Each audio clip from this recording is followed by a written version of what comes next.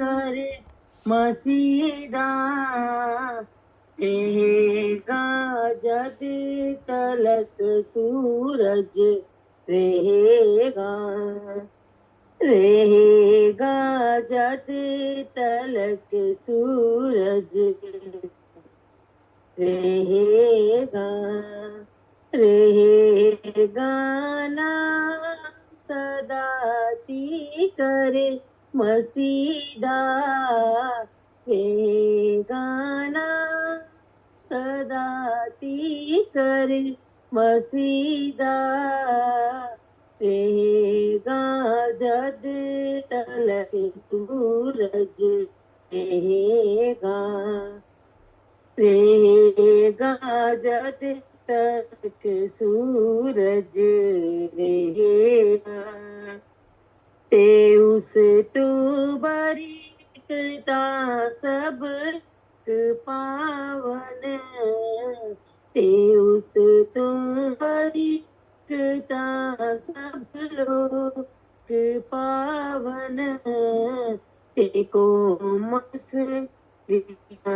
धन्यवाद ध्यान, तेको माउस दिया धन्यवाद गावन, जो इज़राइलिया रब खुदा है, जो इज़राइलिया दा रब खुदा है, अजाइब काम ओ करे दाता, अजाइब काम ओ करे दातन सदा है, रहेगा नाम सदा की कर मसीहा, रहे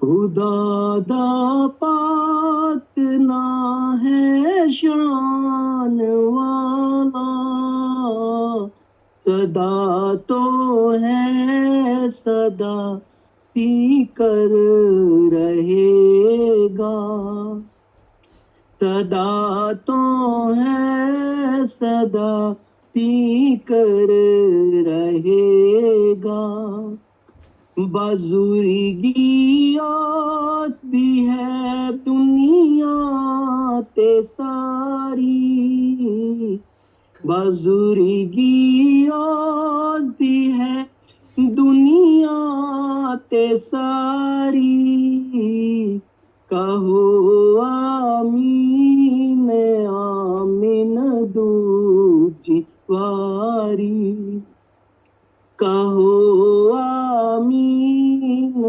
आमीन दूजी वारी, आमेन। And God bless you, brother. God bless you. रहेगा नाम सदा टिका रहेगा प्रभु का नाम, आमीन आमीन। सिस्टर पूनम, आपका गीत रेडी है तो आप लोग स्टार्ट कर सकते हो सर। जी ब्रदर। जी, गॉड ब्लेस यू। आप अपना गीत स्टार्ट कर सकते हैं। सिस्टर नवल पारसी नेपाल से सिस्टर लोग ज्वाइन कर रहे हैं, और आप दो बहनें गा रहे हो, दो गा रहे हो, तीन गा रहे हो? हम यहाँ पे तीन है, अभी मम्मा कहीं पे गए हुए हैं। हाँ, कोई बात नहीं, आप लोग जो भी हैं आप लोग गाओ। आपका गीत बहुत अच्छा होता है, बड़ा इनकरेजिंग होता है, बड़ा उत्साह करने प्रभु की सेवा के लिए, प्रभु की महिमा के लिए आप गीत गाते हो, और आप स्टार्ट कर सकते हैं। God bless you. जी ब्रदर। तेरे बिन मैं कुछ भी नहीं, तेरे बिन मैं कुछ भी नहीं, है खुदावंद यीशु तेरे बिन मैं कुछ भी नहीं, ऐ खुदावंद यीशु तेरे बिन मैं कुछ भी नहीं। यीशुआ यीशुआ करूं आराधना, हाथों को अपने उठाकर तुझे दूं महिमा। यीशुआ यीशुआ करूं आराधना, हाथों को अपने उठाकर तुझे दूं महिमा। खाली हूँ पर दे मुझको तू, है दुआ तुझसे, है दुआ तुझसे। खाली हूँ भर दे मुझको तू, है दुआ तुझसे, है दुआ तुझसे। कुछ भी नहीं हो बिना तेरे, बिना तेरे कुछ भी नहीं हो। बिना तेरे, बिना तेरे यीशुआ यीशुआ करूं आराधना, हाथों को अपने उठाकर तुझे तो महिमा। यीशुआ यीशुआ करूं आराधना, हाथों को अपने उठाकर तुझे तो महिमा। सर को अपने झुकाता हूँ मैं तेरे हुजूर, मैं तेरे हुजूर। सर को अपने झुकाता हूँ मैं तेरे हुजूर, मैं तेरे हुजूर। मन कर कुर्बानी आता हूँ तेरे हुजूर, तेरे हुजूर। मन कर कुर्बानी आता हूँ तेरे हुजूर, तेरे हुजूर। यीशुआ यीशुआ करूं आराधना, हाथों को अपने उठाकर तुझे दो महिमा। यीशुआ यीशुआ करूं आराधना, हाथों को अपने उठाकर तुझे दो महिमा। मेरी सांसें तुझसे हूँ, मैं तुझसे ही हूँ, मैं तुझसे ही। मेरी सांसें तुझसे है, हूँ मैं तुझसे ही, हूँ मैं तुझसे ही। आया हूँ तेरे हज़ूरी में, कर ले कबूल, कर ले कबूल। आया हूँ तेरे हज़ूरी में, कर ले कबूल, कर ले कबूल। यीशुआ यीशुआ करूं आराधना, हाथों को अपने उठाकर तुझे दूं महिमा। यीशुआ यीशुआ करूं आराधना, हाथों को अपने उठाकर तुझे दूं महिमा।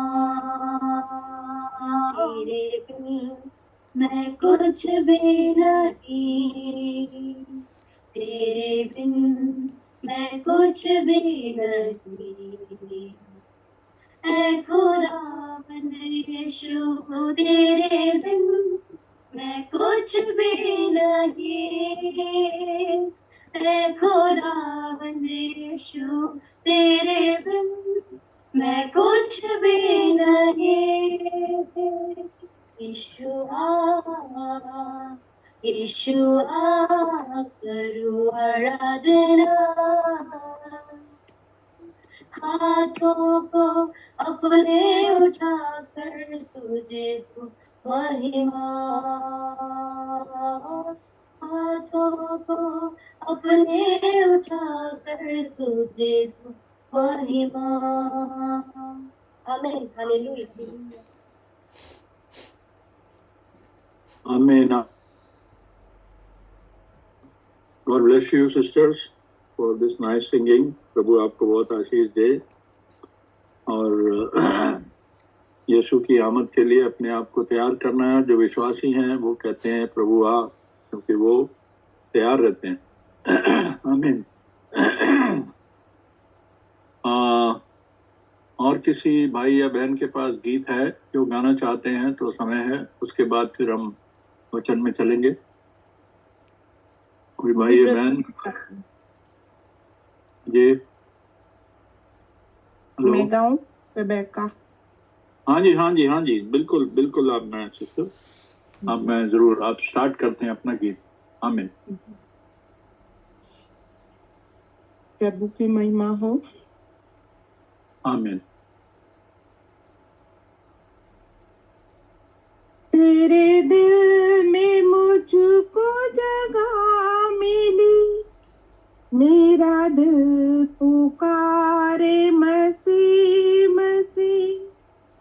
तेरे दिल में मुझको जगह मिली, मेरा दिल पुकारे मसीह मसीह।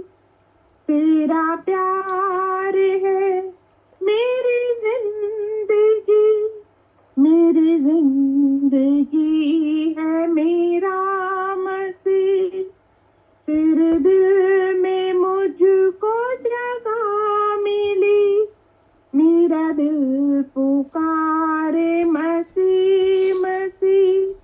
तेरा प्यार है मेरी जिंदगी, मेरी जिंदगी है मेरा मसीह। मैं अंधेरी राह में हो लिया, मैं गुनाह की वादी में खो गया। मैं अंधेरी राह में हो लिया, मैं गुनाह की वादी में खो गया। तेरी आँख मुझ पे लगी रही, मेरे पास आई सलामती। तेरी आँख मुझ पे लगी रही, मेरे पास आई सलामती। तेरा प्यार है मेरी जिंदगी, मेरी जिंदगी है मेरा मसीह। मैं गुनाह के हाथ बिका हुआ, ये है सच कि मैं था मरा हुआ। मैं गुनाह के हाथ बिका हुआ, ये है सच कि मैं था मरा हुआ। तूने मेरी मौत कबूल की, मुझे बख्श दी तूने जिंदगी। तूने मेरी मौत मुझे बख्श दी तूने जिंदगी, तेरा प्यार है मेरी जिंदगी, मेरी जिंदगी है मेरा मसीह। ना फिरूंगा अब कहीं दर बदर, तू हुआ है खुद मेरा हम सफर। ना फिरूंगा अब कहीं दर बदर, तू हुआ है खुद मेरा हम सफर। मुझे मंजिले है पुकारती, मैं रहूंगा अब तेरे साथ ही। मुझे मंजिले है पुकारती, मैं रहूंगा अब तेरे साथ ही। तेरा प्यार है मेरी जिंदगी, मेरी जिंदगी है मेरा मसीह। तेरे दिल में मुझको जगह मिली, मेरा दिल पुकारे मसीह मसीह, मेरा दिल पुकारे मसीह मसीह। आमीन। आमीन आमीन। God bless you sister. मेरा प्यार है मसीह मसीह, मेरा दिल पुकारे मसीह मसीह। बड़ा अच्छा गीत सिस्टर रेबेका ने गाया कासगंज से। God bless you. और देख रहा हूँ कि सिस्टर संगीता भी जुड़ रही है। जय मसीह की। Praise the Lord sister Sangeeta, आप ठीक है? Praise the Lord, brothers and sisters all. Thank you. God bless you sister Sangeeta from Bareilly. और भाई जेम्स ठीक है? जी बस थोड़ा उनके पेन बहुत रहता है लेफ्ट लेग में उनके। नहीं, we will remember him prayer. हम भाई जेम्स को सिस्टर संगीता के हस्बैंड हैं, उनको प्रार्थना में याद रखेंगे। और सिस्टर मेरी को भी याद रखेंगे कि कभी उनकी तबीयत ऊंची नीची हो जाती है। सिस्टर मेरी न्यूयॉर्क से ज्वाइन करी है।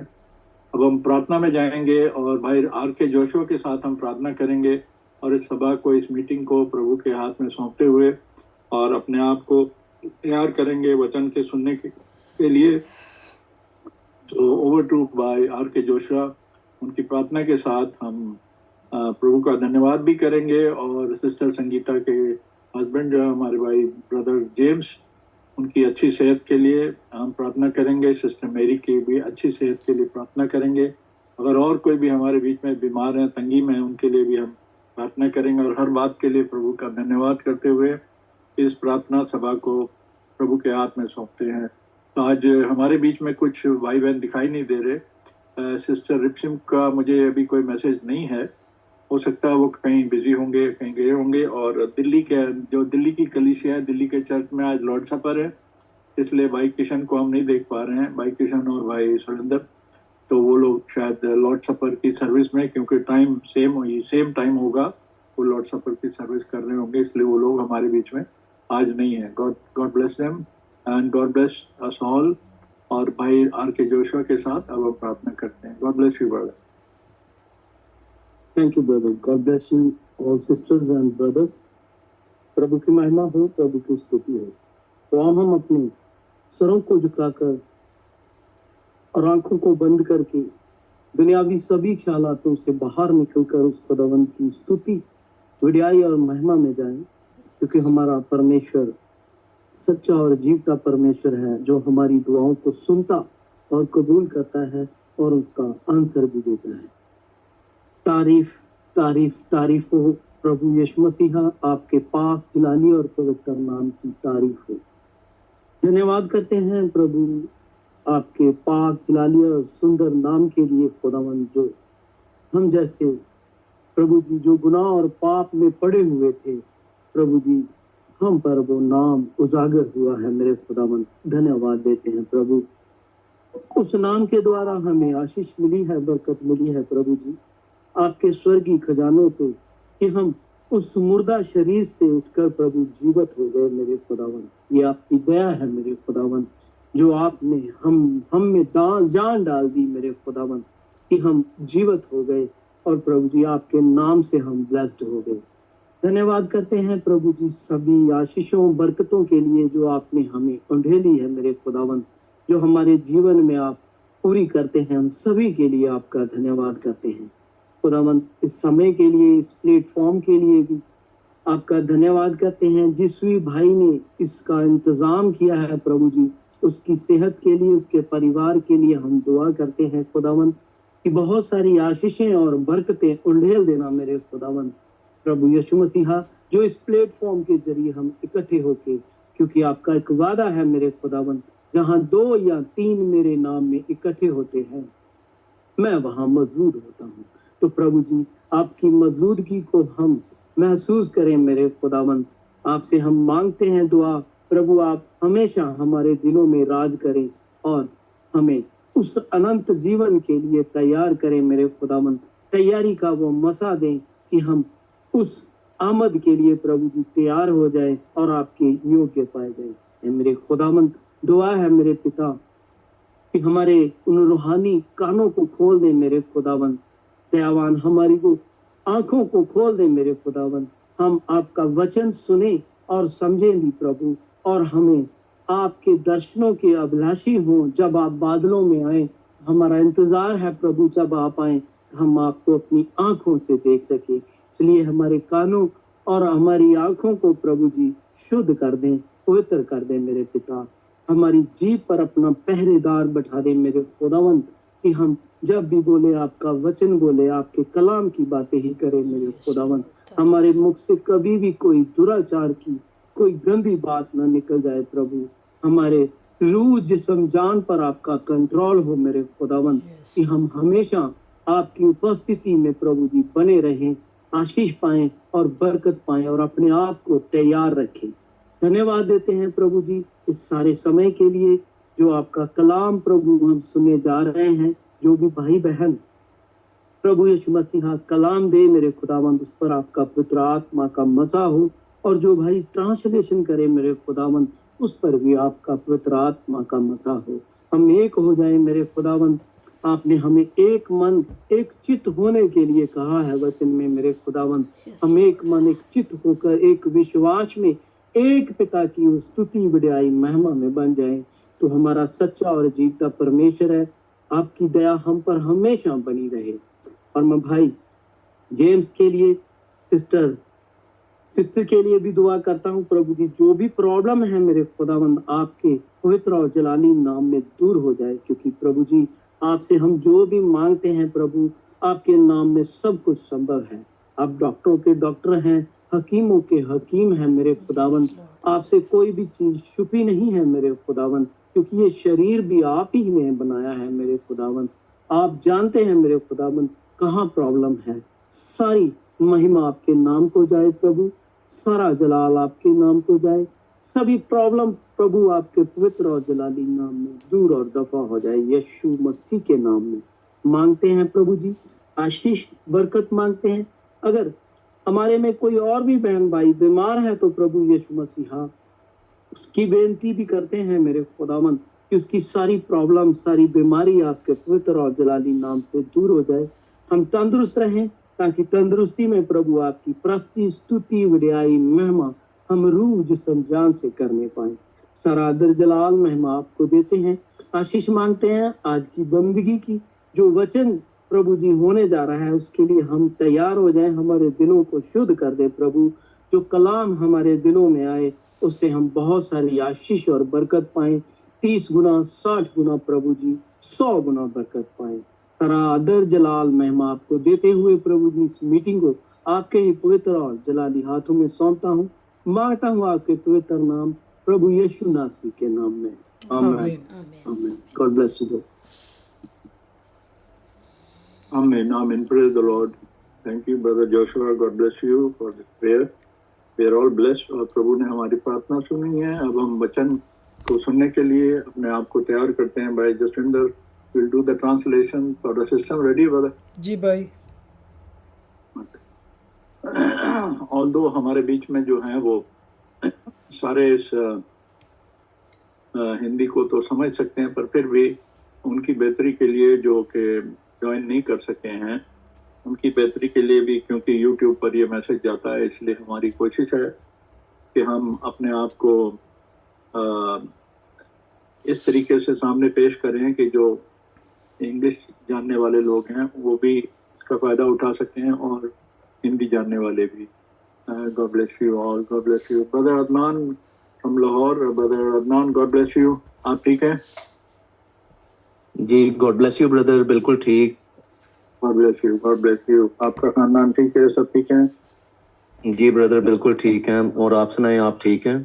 हम लोग सब ठीक हैं, खुदा का शुक्र है. और आप हमारे बीच में ज्वाइन किए हैं तो खुदावन आपको बहुत बरकत दे, बहुत ब्लेसिंग करे. और हम सब एक दूसरे के लिए ब्लेसिंग का बायस बनते हैं जब हम मिलजुल कर आमीन. उसके नाम का जलाल, उसके नाम को जलाल देते हैं, कलाम को सुनते और सुनाते हैं और आमीन करते हैं. तो इसमें खुदावन हम सबके साथ होता है और Recording stopped. खुदावन को ये भाता है कि हम उसके नाम में मिलजुल कर उसकी इबादत कर सकते हैं. आमीन. Now this is the time that we will spend some moments in hearing the word of God. I greet you all, brothers and sisters, in Jesus' holy name. अब समय है कि हम अपना ध्यान प्रभु परमेश्वर के वचन पर लगाएं और प्रभु यीशु मसीह के नाम से आप सभी को सलाम. Bible is the only book on earth which is always new. और पूरे संसार में सिर्फ बाइबल ही एक ऐसा पवित्र शास्त्र है जो हमेशा ही हमारे लिए नया है. All the literature which was written many years ago or which is being written today or which will be written in the future, one day it will all become old and the new literature will take over. और जो भी आज से पुराने समय में जो भी किताबें लिखी गई हैं या अब भी लिखी जा रही हैं, एक समय के बाद वो पुरानी हो जाती हैं और नई किताबें आती हैं जो पुरानी को ख़त्म कर देती हैं. But in case of the Bible, it is never an old book. पर जब बाइबल की बात आती है तो ये बाइबल जो है, पवित्र बाइबल, कभी भी पुरानी नहीं होती. It is never going to be old. और ना ही ये कभी पुरानी होगी. Because the word of God is God. क्योंकि परमेश्वर का वचन जो है वो परमेश्वर है. And Bible is the word of God. और बाइबल परमेश्वर का वचन है. And God never becomes old. और परमेश्वर कभी पुराना नहीं होता. That's why his word never becomes old. इसीलिए उसका वचन भी कभी पुराना नहीं होता. His word never becomes weak or powerless or less effective. और ना ही उसका कभी वचन जो कमज़ोर होता है या बिना अर्थ के होता है.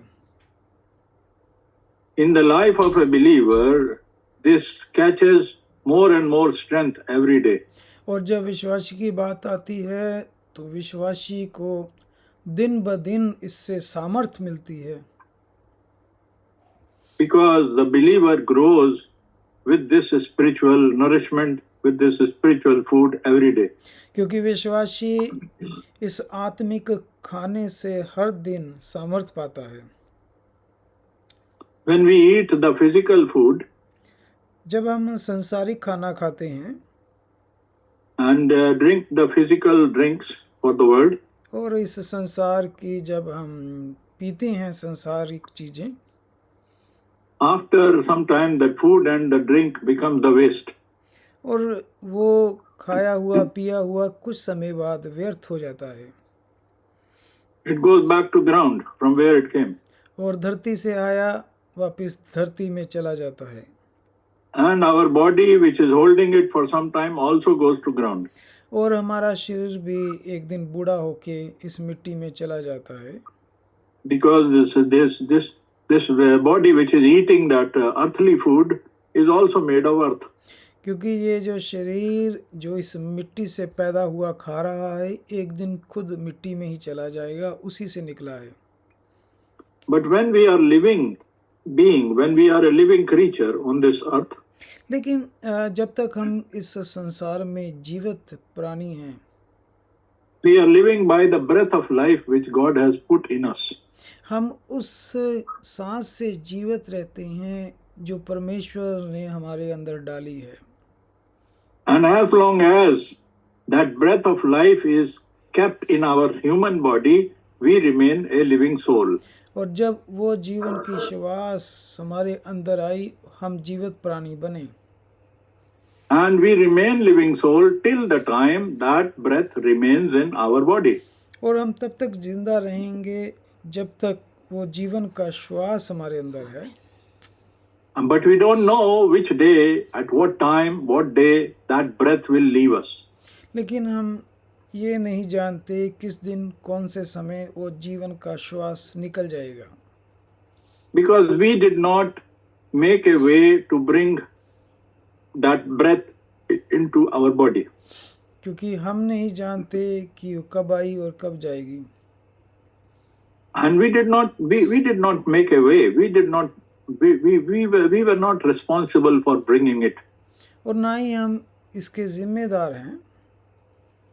We did not come in this world by our design.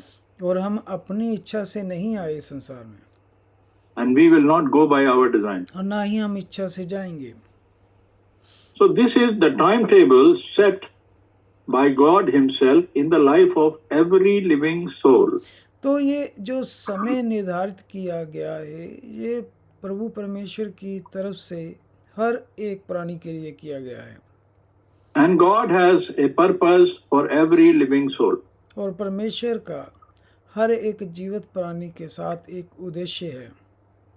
Some people leave this world when they are very young. कुछ लोग इस संसार में तब तक जिंदा रहते हैं जब वो बहुत जवान होते हैं। And some leave in the middle age. कुछ लोग बीच वाली उम्र में तक जिंदा रहते हैं। And some continue till the old age. और कुछ लोग हैं जो बुढ़ापे तक जिंदा रहते हैं। Yes, when God has given us a human body, He has also given us His wisdom to eat and drink and look after this human body. और परमेश्वर ने जब ये हमें शरीर दिया है तो समझ भी दी है कि हमने क्या खाना है, क्या पीना है, तो इस शरीर का ध्यान रखने के लिए। Because human body is a gift of God to us. और ये जो शरीर है ये परमेश्वर का दिया हुआ तोहफा है हमें। And we are not we have not to destroy this human body. और हमें इस शरीर को नुकसान नहीं करना, खराब नहीं करना। We must value it and keep it and nourish it and use it in a good way to please God. और हमें इसका ध्यान रखना है, इसका अच्छा खाना देना है, अच्छी खुराक देनी है और इसका पूरी जिम्मेदारी से ख्याल रखना है। We have to respect every gift God gives us. और हमें हर एक उस तोहफे की इज्जत करनी है जो परमेश्वर का दिया हुआ है। God has given us many gifts. परमेश्वर ने भी बहुत सारे तोहफे दिए हैं। God has given us our parents, our children, our spouse, our husband, our wife, our things. परमेश्वर ने हमारे माँ बाप दिए हैं, हमारे जीवन साथी दिए हैं, हमारे बच्चे दिए हैं। And everything we count it as a blessing for us. और हर चीज हम आशीष के तौर पर गिनते हैं।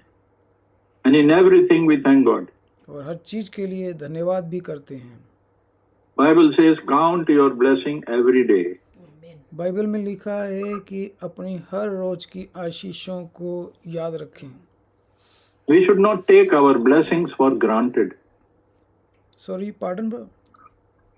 We should not take our blessings for granted. हम अपनी आशीषों को अपनी मर्जी से नहीं ले सकते। We should not just think, oh, God has given me these blessings, so now I am the owner of these blessings, I can use them any way I like. No. हम ये नहीं कह सकते कि परमेश्वर आपने मुझे ये आशीषें दी है और मैं इसको इस तरीके से इस्तेमाल करूँगा।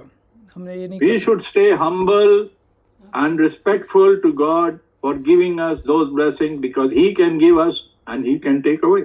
हमें परमेश्वर की इज्जत करनी है, आशीषों की इज्जत करनी है क्योंकि वो ही दे सकता है और ले सकता है। If we don't respect those blessings and don't glorify God with those blessings, then God has got all the right to take away those blessings from our life. अगर हम परमेश्वर की इज्जत नहीं करेंगे, उसकी इन दी हुई तोहफों की इज्जत नहीं करेंगे, तो वो इन तोहफों को ले सकता है। It can be our talents, it can be our gifts, it can be so many things. ये हमारी कुछ खूबी भी हो सकती है, हमारी कोई भी तोहफा हो सकता है। It can be good health that God has given. ये अच्छी सेहत भी हो सकती है जो प्रभु की दी हुई है। God has given us a long life to live. प्रभु ने हमें एक लंबा जीवन दिया हो सकता है। God has given us a good atmosphere, a good fellowship, and good children, good wife. परमेश्वर ने अच्छा माहौल दिया हो सकता है, अच्छे बच्चे, अच्छी संगति दी होती है, Good brothers and sisters around us, अच्छे भाई बहन दिए होते हैं, good food. अच्छा खाना। We have to respect everything. हमें हर चीज की इज्जत करनी है We should not misuse it. और इनका गलत इस्तेमाल नहीं करना। We should use it to glorify God. हमें इनका इस्तेमाल करना है और परमेश्वर को महिमा देनी है। If we don't glorify God through these things, God is not happy with this. अगर हम इन चीज़ों के द्वारा परमेश्वर की महिमा नहीं करेंगे तो परमेश्वर खुश नहीं होगा। God can give us some time to repent, परमेश्वर हमें समय देता है तौबा का, but God knows our heart whether we are going to repent or not. लेकिन प्रभु ये भी जानता है कि हमारा हृदय तौबा करेगा या नहीं। And when He knows that we are not going to repent, then God will not bother about us. जब प्रभु जानता है कि हम तौबा नहीं करेंगे तो फिर परमेश्वर परवाह नहीं करता। Then we cannot complain, God, why did you take away this blessing from my life? फिर हम परमेश्वर के आरोप नहीं लगा सकते कि प्रभु आपने हमसे ये आशीष क्यों ले ली। God gives us talents and gifts according to our ability to hold it. परमेश्वर हमारे मुताबिक हमें कोई खूबियाँ देता है। If God has given us some talent or some gift, God will expect something according to our ability, how much we can produce. अगर परमेश्वर ने हमें कोई तोहफे और खूबियाँ दी है तो परमेश्वर हमसे उम्मीद रखता है। God will not expect anything what we cannot do. परमेश्वर हमसे वो उम्मीद नहीं रखता कि जो हम नहीं कर सकते। In the Bible, when we heard, when we saw a parable where the master of the house, when he was going up to another country, he gave talents to his servants, to his people. हम Bible में ये दृष्टांत देखते हैं कि एक मालिक दूसरे देश में जाते समय अपने नौकरों को कुछ जिम्मेदारियां, कुछ अथॉरिटी दे के गया। And he gave some to 10 talents, some to 5 talents, some to 2 talents, and some to 1 talent. और किसी को उसने 5 खूबियां दी, किसी को 3 दी, किसी को 1 दी। He did not give same number of talents to everybody. उसने हर किसी को एक समान खूबियां नहीं दी। Now, if people can ask a question, अब लोग ये सवाल करते हैं because we human being, we think we are very intelligent. We are more intelligent than God. क्योंकि कई बार हम मनुष्य सोचते हैं कि हम परमेश्वर से ज़्यादा समझदार हैं। And we can start asking God, why you gave him so much? Why you never gave me so much? हम कहते हैं कि परमेश्वर उसके पास इतना कुछ, इतनी खूबियां हैं, हमारे पास क्यों नहीं। God says, I have made you, I know who you are. परमेश्वर कहता है कि मैंने तुम्हें बनाया है और मैं तुम्हें बेहतर जानता हूँ। I know how much I can expect from you and how much you can handle. और मुझे पता है कि मैंने तुम्हें कितना दिया है और तुम कितना संभाल सकते हो। I will not expect from you what you cannot handle. मैं तुमसे वो उम्मीद नहीं रखता जो तुम संभाल ही नहीं सकते। But I will hold you responsible for what you can handle. पर मैं तुमसे ये तो उम्मीद रखता हूँ कि जो तुम संभाल सकते हो, that much result you have to produce. और तुमको उसके मुताबिक नतीजा देना है। I can give excuse for many things in this world to human beings. और मैं मनुष्य होने के नाते बहुत सारे बहाने लगा सकता हूँ। If my teacher in my class gives me a target or an assignment to do something, अगर मेरा स्कूल में मेरा अध्यापक मुझे कोई वर्क देता है, कुछ काम देता है if he करने gives को, me homework to complete, और वो घर का काम देता है करने को, or my boss in my office give me a project to complete, और मेरा बॉस, मेरा मालिक भी अगर मुझे काम देता है करने को, this is a human tendency by the human beings that they always give us more than we can handle, more than we can handle. और संसारिक तौर पर हम देखते हैं कि वो हमेशा ही हमारी कैपेसिटी से ज़्यादा काम देते हैं, Because they say if I give you more then you will do less, so then that is okay. वो इसलिए देते हैं कि मैं जितना ज़्यादा दूंगा, अगर कम भी करेंगे तो चल जाएगा। So they want to keep us under pressure. इसीलिए वो हमें ज़्यादा काम देकर दबाव में रखते हैं। This is the human way of thinking, selfish way of thinking. ये एक मनुष्य का मतलबी वाला स्वभाव है, So that they can take more work out of me. ताकि वो ज़्यादा से ज़्यादा काम कर सकें, Without knowing how much I can do. बिना जाने कि मैं इतना कर भी सकूंगा। But think about our God. लेकिन हमारे प्रभु परमेश्वर के बारे में देखें, He is all knowing, all powerful, all loving, a perfect God. वो कितना प्यारा सामर्थी परमेश्वर है। He is just God. He is not an unjust God. वो एक परमेश्वर है, धर्मी, न्याय करने वाला, अन्याय नहीं। In this world, there is nobody who is just and righteous. Nobody. और इस संसार में कोई दूसरा धर्मी और न्यायी नहीं। We are all greedy and selfish. हम सभी जो लालची हैं, मतलबी हैं।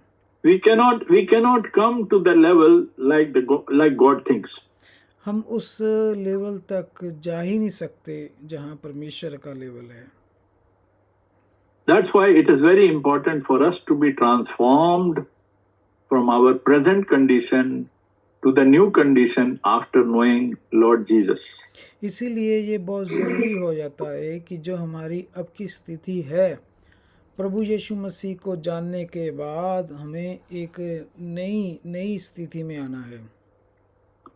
Because we always have a habit of blame game. We try to blame each other. क्योंकि हमारा स्वभाव है कि हम हमेशा एक दूसरे पर दोष लगाते हैं। But our God knows what we can produce and how much we can produce. लेकिन प्रभु हम जानता हमारे बारे में कि हम कितना कर सकते हैं। But if we don't do what we can do, then we are guilty in front of God. और हमें जो नहीं करना था, हम जब वो करते हैं तो हम परमेश्वर के आगे माफ़ी मांगते हैं। We become guilty because we cannot explain why we have done this wrong, but we are doing wrong, so we become guilty. तो We become responsible to God. हम परमेश्वर के आगे शर्मिंदा होते हैं कि हमें जो नहीं करना था हमने वो किया। But our God is such a loving God. और हमारा प्रभु भी बड़ा प्यारा प्रभु है। We do it every day. हम हर रोज करते हैं। But if we repent लेकिन जब हम उसकी माफ़ी मांगते हैं and try to correct ourselves, और कोशिश करते हैं सुधरने की, we don't become perfect. हम संपूर्ण तो नहीं होते, We can't become perfect like God because only God is perfect. और ना ही हम परमेश्वर की तरह संपूर्ण कभी हो सकते हैं। But we are making an effort to go towards perfection. लेकिन जब हम कोशिश करते हैं सिद्ध होने की, प्रभु की तरफ बढ़ने की, God is looking at the heart which is making an effort. प्रभु उस हृदयों को देखता होता है जो ये कोशिश कर रहे होते हैं। Many times we start judging each others, we judging our brothers and sisters and pastors and elders. Oh, what can I learn from this fellow? Because he is also not perfect.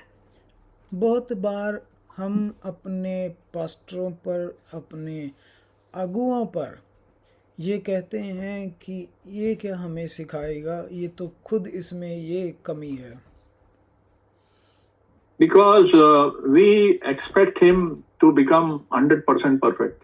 क्योंकि हम उनसे उम्मीद रखते होते हैं कि वो 100% पूरी तरीके से सिद्ध हों। But that expectation is wrong. पर ये वाली उम्मीद जो रखनी है ये गलत है। Imagine if God expects us to become 100% perfect, then we all will die immediately. We cannot survive even for one moment. सोच के देखें, अगर परमेश्वर भी ऐसा ही सोचे कि हमसे वो उम्मीद रखे 100% शुद्ध होने की, तो हम एक पल भी जिंदा नहीं रहेंगे, उसी वक्त मारे जाएंगे। So God permits us under his permissible will that how much we can handle and in how much time we can handle, and he bears with us, he tolerates us for that much time. तो परमेश्वर भी हमें ये समय देता है कि हम कितना उसको कर सकते हैं, कितना आगे लेके जाते हैं, कितना सह सकते हैं, He is a just God and loving God. क्योंकि वो परमेश्वर है और प्रेम करने वाला। And a just God. सिर्फ परमेश्वर, वो न्याय करने वाला परमेश्वर है, वो न्यायी है। He is a just God. वो न्याय करता है। My teacher, my professor, my master, my boss may not be just. मेरा टीचर, मेरा बॉस जो है वो मेरा न्याय नहीं कर सकता, Because he himself is not on the good track. क्योंकि वो खुद भी जो हैं सिद्ध नहीं हैं।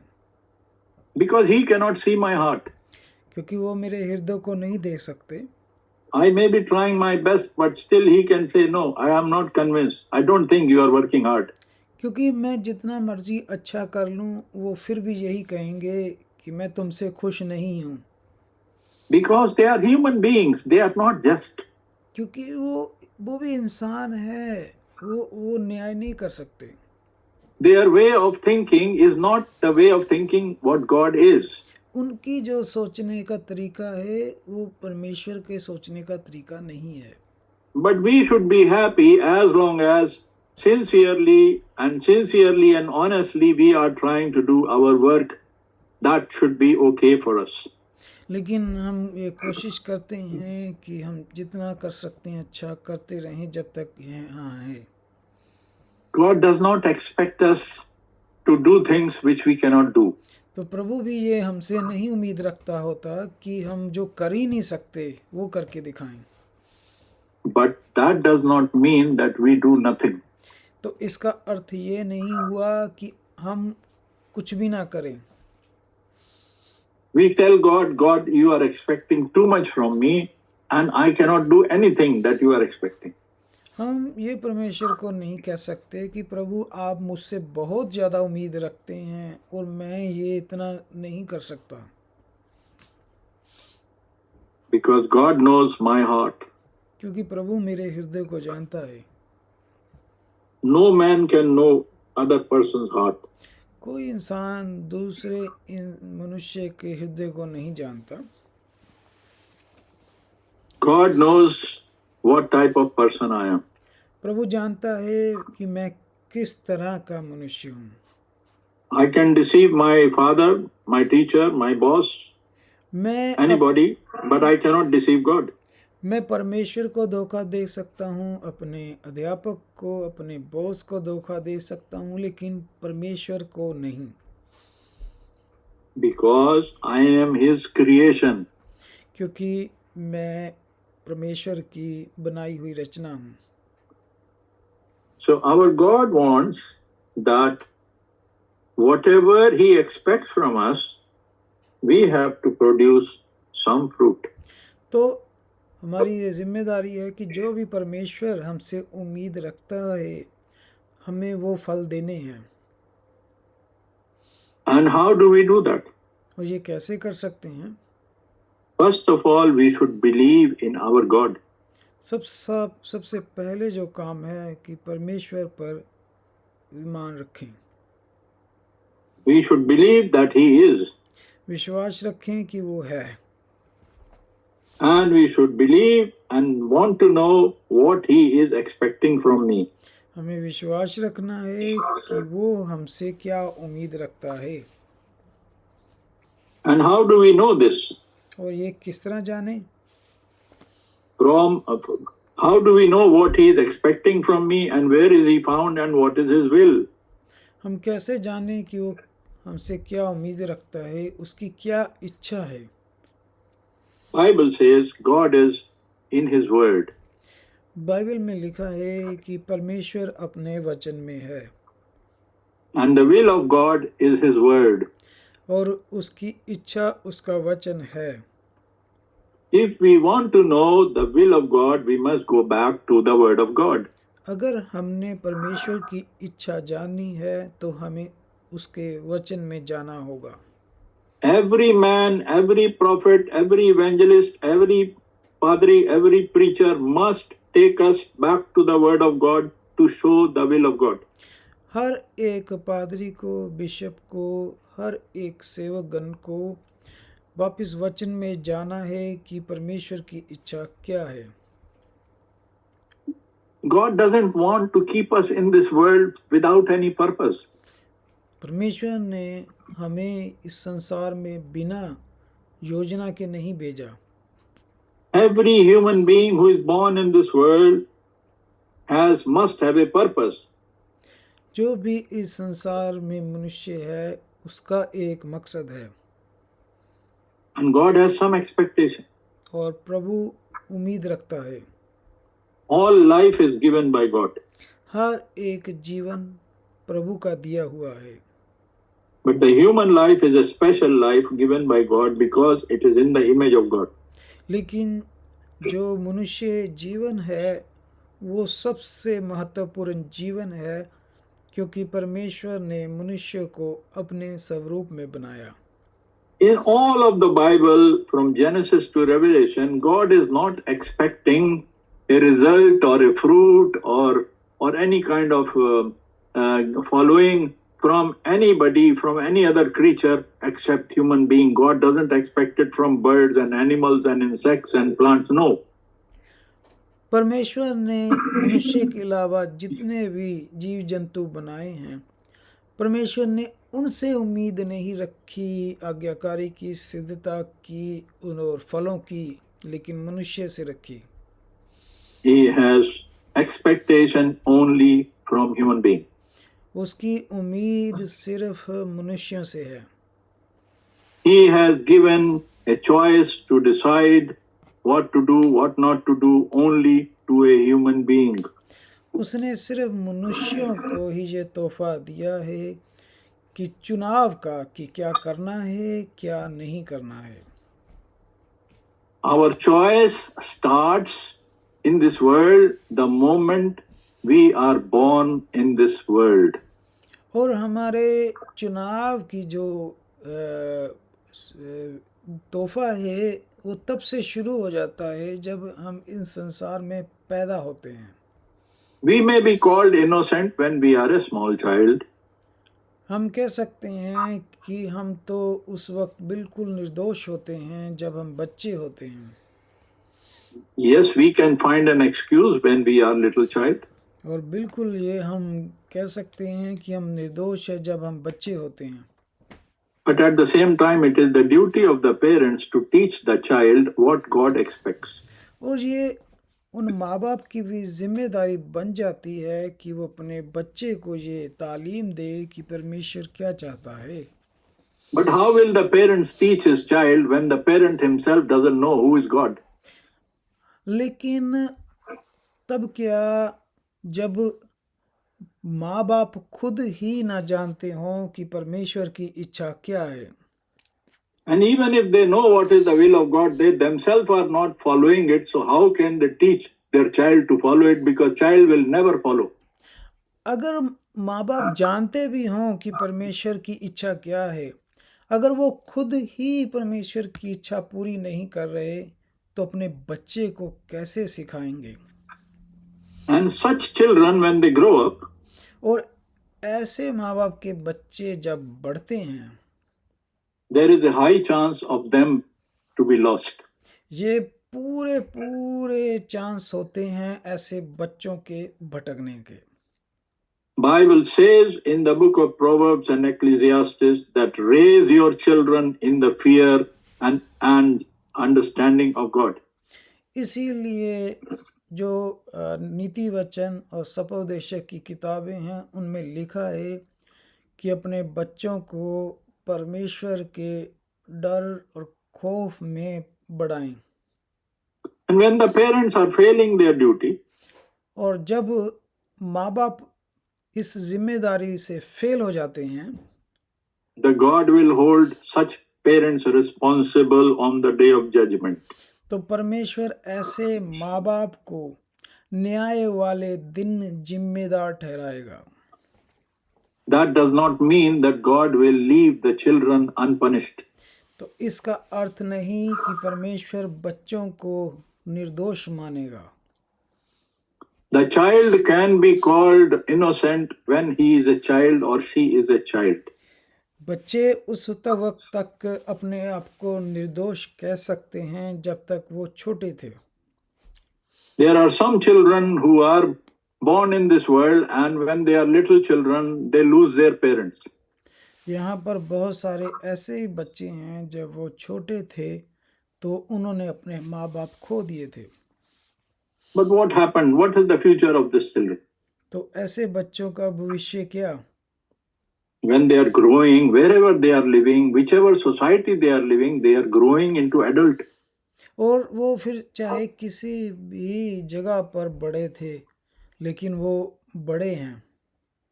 That means they come to the age of accountability. तो इसका अर्थ है कि वो उस उम्र तक भी पहुंचे जो उम्र गिनती में आती है। Now they are responsible. अब वो जिम्मेदार हैं।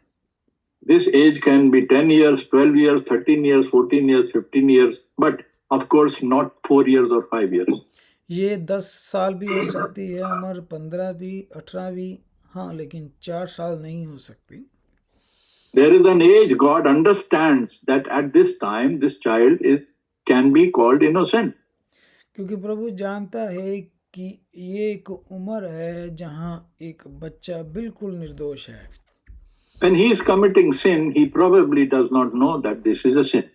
और वो जो भी पाप कर रहा है वो नहीं जानता है कि ये पाप है।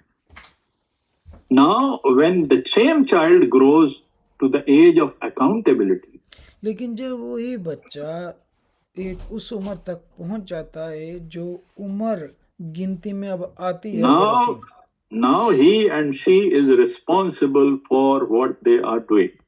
अब वो जो है जिम्मेदार हैं कि जो भी वो कर रहे हैं। Now he cannot blame his parents.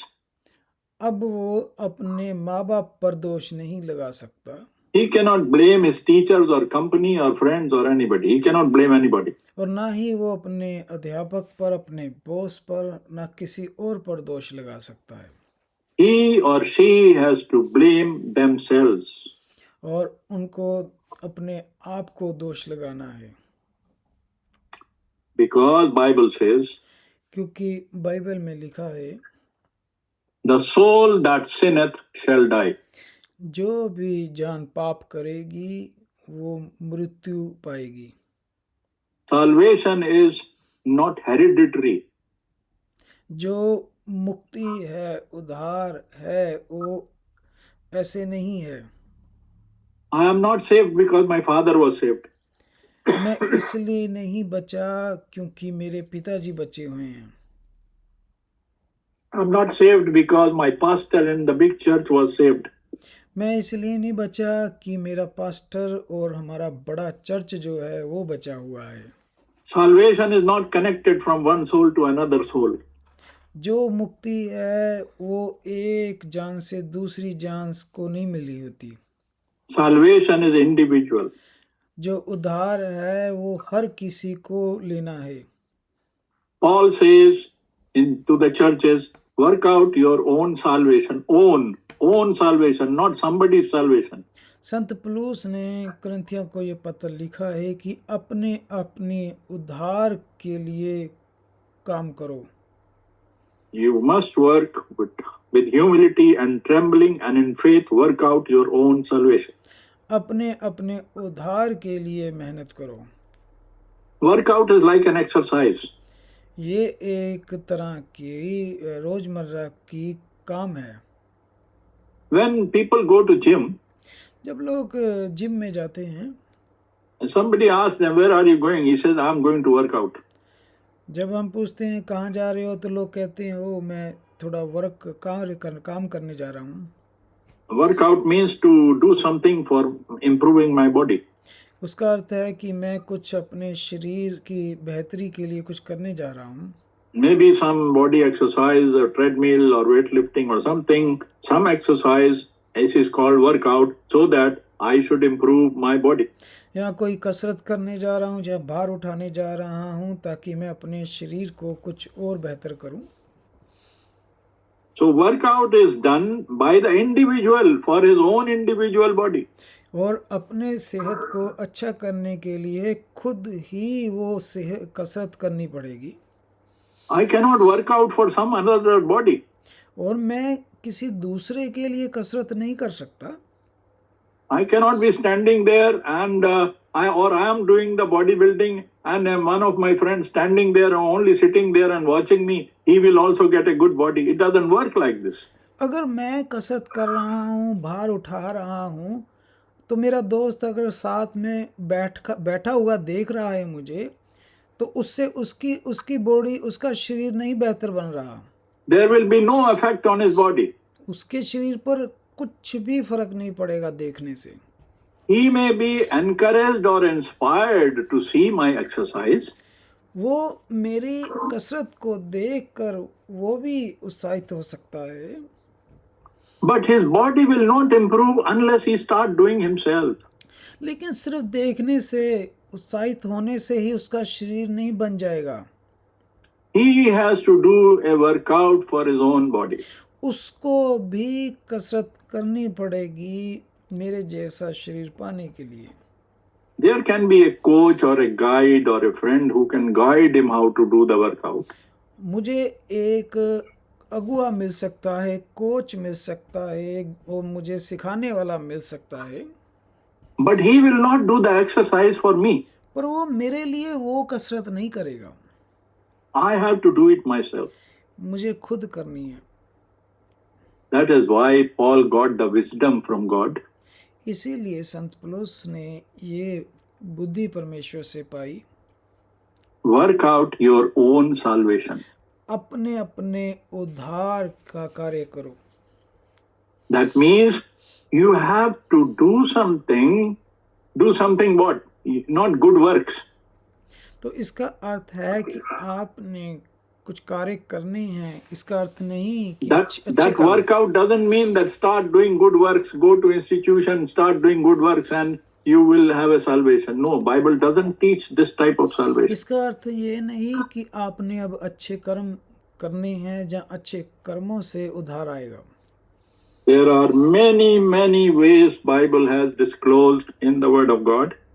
Bible में इसके ऊपर बहुत सारे खुलासे हैं। How to work out the salvation. कि किस तरह अपने उद्धार का कार्य करो। Bible doesn't say that start doing good works and you will save your soul. Bible में ये नहीं लिखा कि अच्छे कर्म करो और उद्धार पाओगे। Many teachings and many religions and many spiritual gurus of the world, they teach like this. इस संसार में बहुत सारे ऐसी शिक्षाएं, ऐसे गुरु हैं जो यही सिखाते हैं। They say that your future will depend on your karma, on your work, what works you do here. और ये कहते हैं कि आपका भविष्य आपके अच्छे कर्मों पर टिका है। This information looks half right and half wrong. और ये जो तालीम है ये आधी सही है आधी गलत है। No teaching will tell you do bad works and you will go to heaven. संसार में कोई भी ऐसी शिक्षा नहीं जो ये सिखाती है कि तुम बुरे कार्य करो And you go to heaven. और तुम स्वर्ग में चले जाओगे। Nobody teaches like. कोई भी ऐसा नहीं सिखाता। Even the people who don't know God at all, even they will not teach like this. और जो लोग परमेश्वर को जानते भी नहीं हैं वो भी ऐसा प्रचार नहीं करते। So everybody will tell in their own way, try to do good works and your good works will take you to heaven. और हर कोई यही प्रचार करता है कि तुम अच्छे कर्म करो और स्वर्ग जाओगे। That is why this information is half correct. इसीलिए ये जो सूचना है ये आधी सही है But it is half wrong. पर आधी गलत है। Why it is half wrong? क्यों गलत है आधी? Can I do good works? क्या मैं अच्छे कर्म कर सकता हूँ? This is the question. ये सवाल है। Bible says you cannot do good works. Bible में ये लिखा है कि तुम अच्छे कर्म कर ही नहीं सकते। But somebody is telling me you do good works and you go to heaven, so he is half wrong. तो जो कहता है कि तुम अच्छे कर्म करो स्वर्ग जाओगे तो यहाँ गलत है। But Bible is the only answer which is correct from both sides. लेकिन बाइबल ही एक ऐसा बताती है कि ये आधा सच है। Bible says you can go to heaven if you produce good fruits. Bible कहती है कि तुम स्वर्ग जाओगे अगर तुम अच्छे फल लाते हो। And the way to proceed, to go further, to bring good fruits, that way, that method is not easy. और जो अच्छे फल लाना है वो आसान नहीं है। Because we read in the book of Matthew chapter 7, क्योंकि जब हम मत्ती सुसमाचार में और उसके 7 अध्याय में जब पढ़ते हैं and we read in the 13th verse, और 7 की जब हम 13 में पढ़ते हैं it says, enter by the narrow gate, for wide is the gate and broad is the way that leads to destruction, and there are many who go in it. सकेत फाटक से प्रवेश करो क्योंकि जो चौड़ा है वो फाटक और सरल है वह मार्ग पर विनाश को पहुंचाता है और बहुत से Why he has used the word narrow and broad? और प्रभु ने ये शब्द का इस्तेमाल क्यों किया कि सरल और तंग? Anything which is narrow and congested, it is a sign, it is an indication of difficulty and hardships. और जो भी तंग रास्ता है वो मुश्किल मुसीबतों को दर्शाता है। Whereas which is broad and very wide, it shows all are welcome, very easy. और जो भी मार्ग चौड़ा है उसमें सभी बुलाते हैं, सभी जाते हैं। And it is the human tendency, if somebody says, I am telling you how to solve your problem, but you have to go this way, then we always ask them, can you tell me some easy method? और ये एक हमारी मनुष्यों की आम समझ है कि जब हमें कोई कहता है कि तुम मुश्किलों में है, इसका हल ये है, तो हम कहते हैं कि कोई आसान तरीका है। We are always looking for a broad way. क्योंकि हम हमेशा ही आसान रास्ता ढूंढते हैं। Broad way can help us in this world. जो आसान रास्ता है वो सिर्फ इस संसार में हमारी मदद कर सकता है।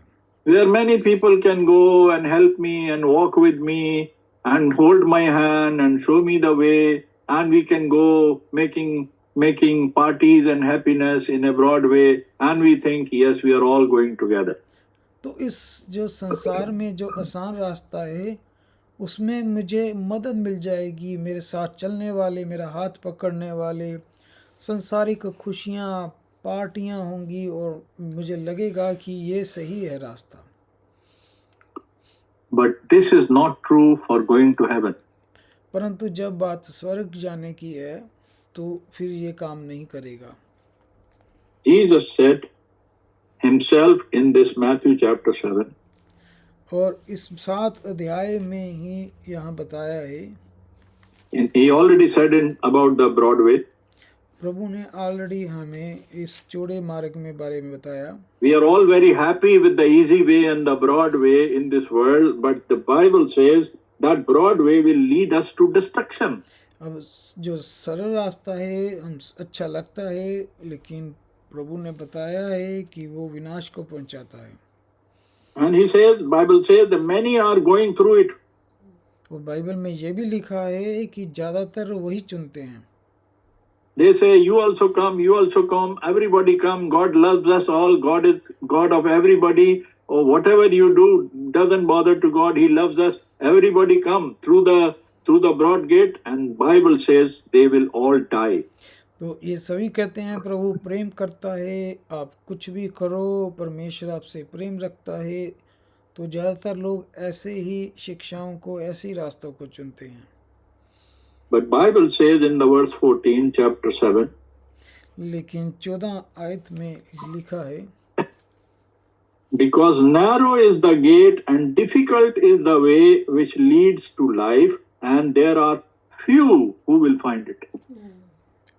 क्योंकि जो तंग है वो रास्ता कठिन है, लेकिन वो मार्ग जो है जीवन को पहुंचाता है।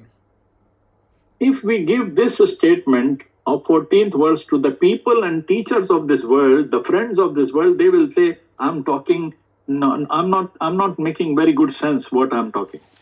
तो अगर यही मैं प्रभु का आयत उन टीचरों को, गुरुओं को दे दूं, तो वो कहेंगे कि मुझ में अच्छी गाइडेंस समझ नहीं है। Because I have a very narrow thinking, and I don't have a good understanding about how to overcome my things. तो वो सोचेंगे कि मेरे पास अच्छी सोच नहीं है कि किस तरह मैं अपनी समस्याओं को से निजात पाऊं। They will say, why are you trying to find a very difficult and narrow way where very few people are going? Go in an easy way and a broad way where everybody can happily go. वो कहेंगे कि तुम क्यों इस तंग रास्ते को चुन रहे हो, जबकि आसान रास्ता है जिस पर बहुत सारे लोग चल रहे हैं। You have a choice available. Why are you looking for a bad choice? तुम्हारे पास चुनाव का अधिकार है, तो तुम गलत रास्ता क्यों चुन रहे हो? But Bible says here, Jesus said, this difficult way leads to life. लेकिन प्रभु ने यहाँ कहा है कि ये तंग रास्ता ही जो है यही जीवन को पहुंचाता है।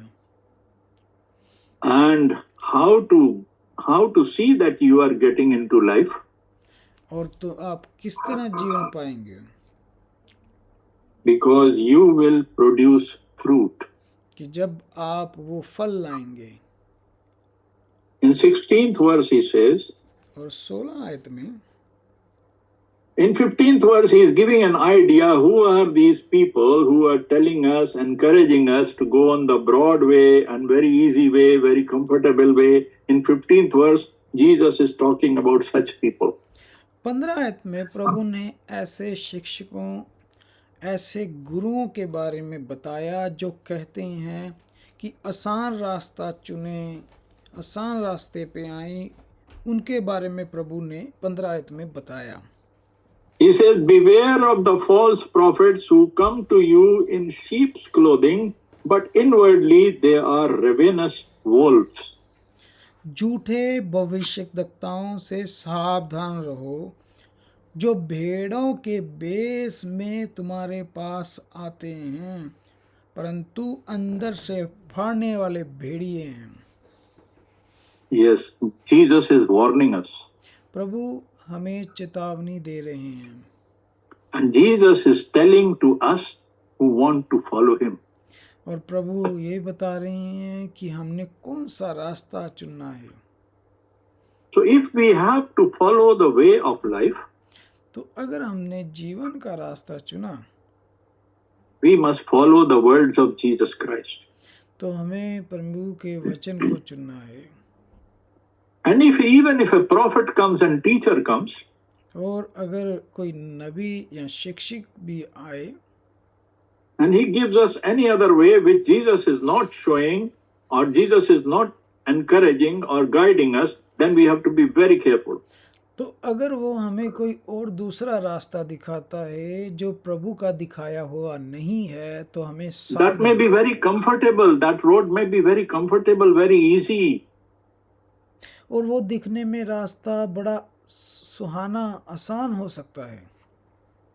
But Jesus says they are the people in the clothing of a sheep, but they are actually wolves who will tear you up.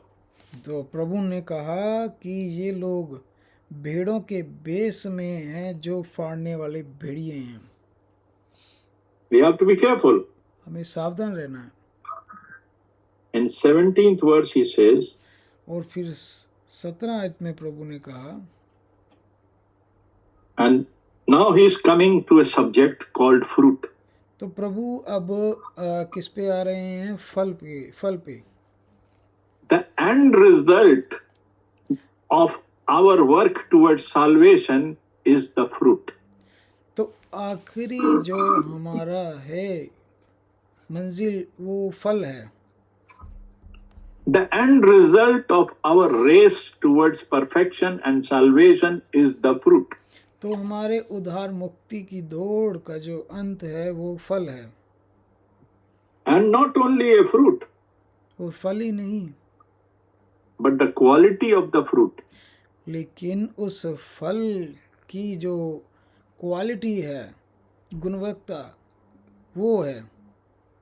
There are many trees and many plants in this world, they bear different type of fruits. संसार में बहुत सारे पेड़ हैं जो अलग अलग फल लाते हैं। Can we eat all the fruits? क्या हम सभी फलों को खा सकते हैं? Is all that fruit that every tree is bearing, is it good for my health? क्या सभी पेड़ अच्छे फल ला रहे हैं जो हम खा सकते हैं? There are certain fruits which can work as a poison for my body. कुछ ऐसे भी पेड़ हैं जो ऐसा फल लाते हैं जो मेरे लिए जहर है। Now the fruit, the quality or the characteristic of a fruit depends on the seed. तो जो फल के अंदर जो भी है वो इस पर निर्भर करता है कि उस पेड़ का बीज कैसा था।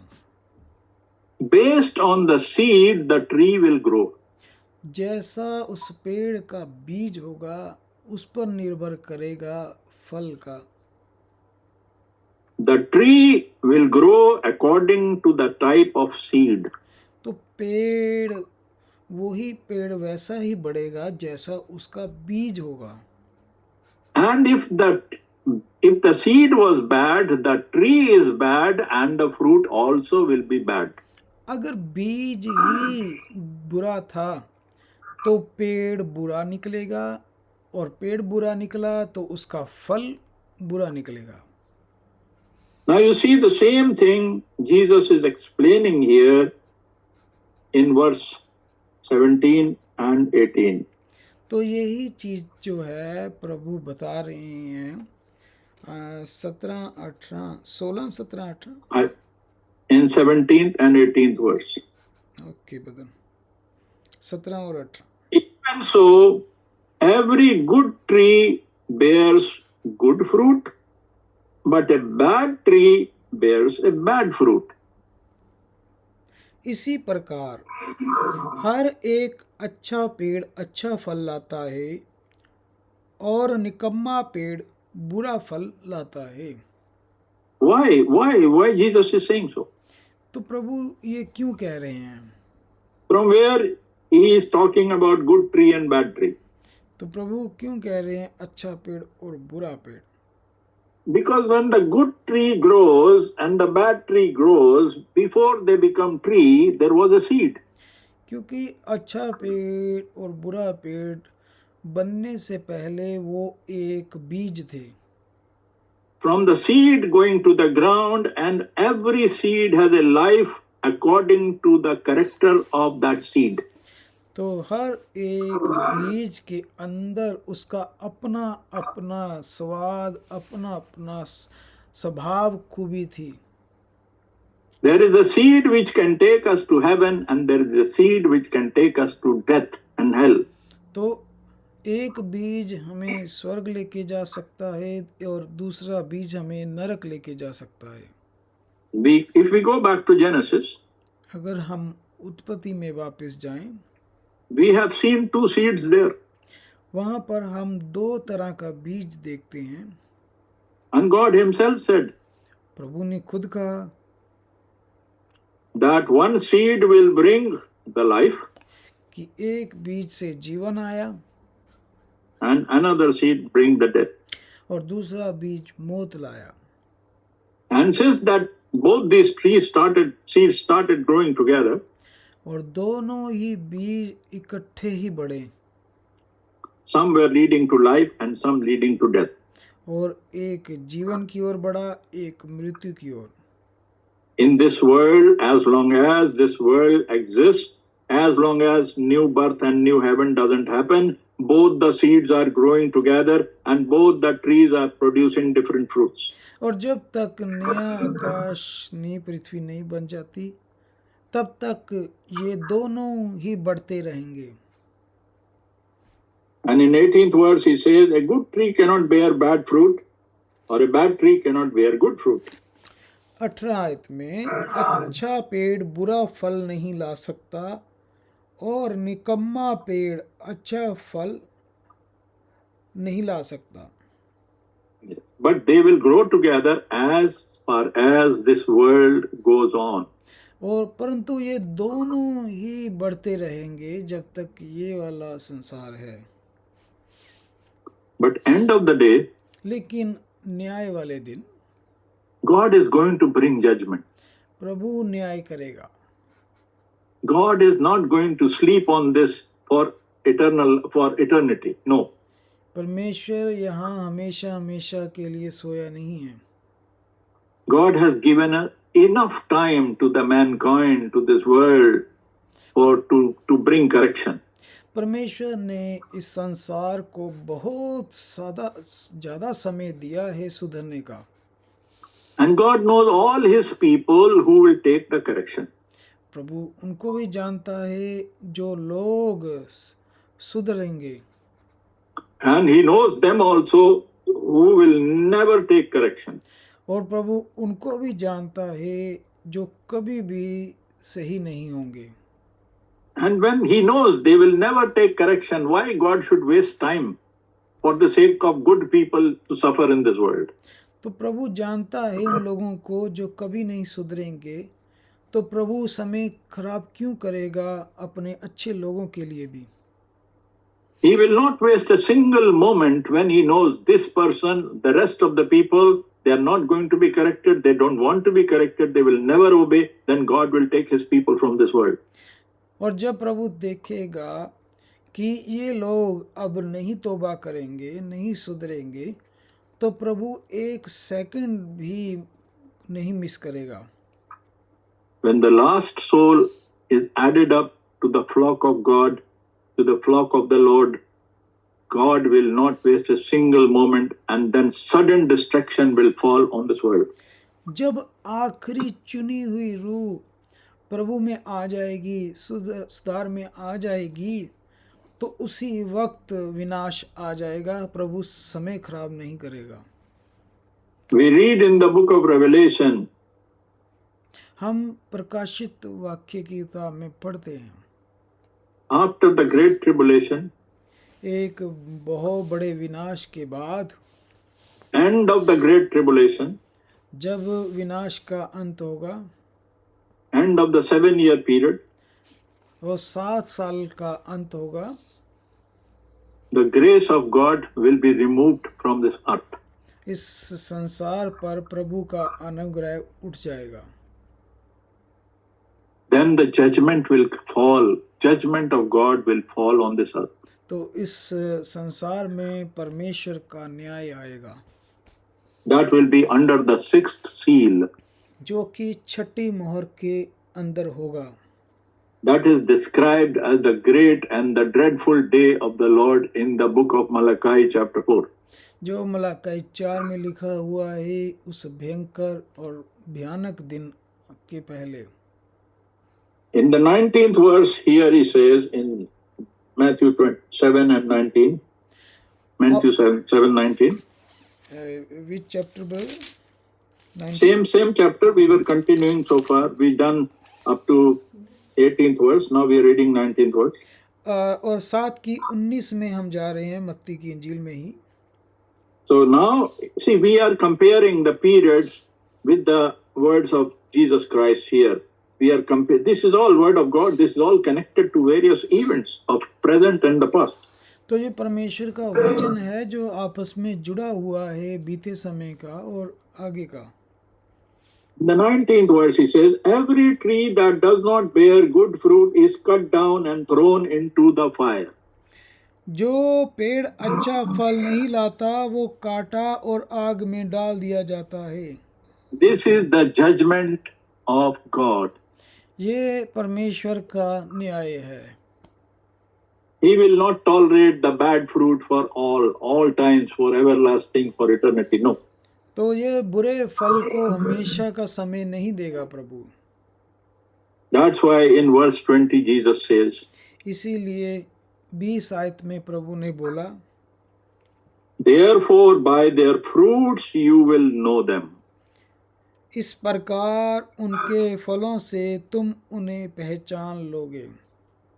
So how to identify the people of God, or how God will identify us and we will identify such people, provided we are connected with the Holy Ghost, then we will know what are the fruits of the Holy Spirit.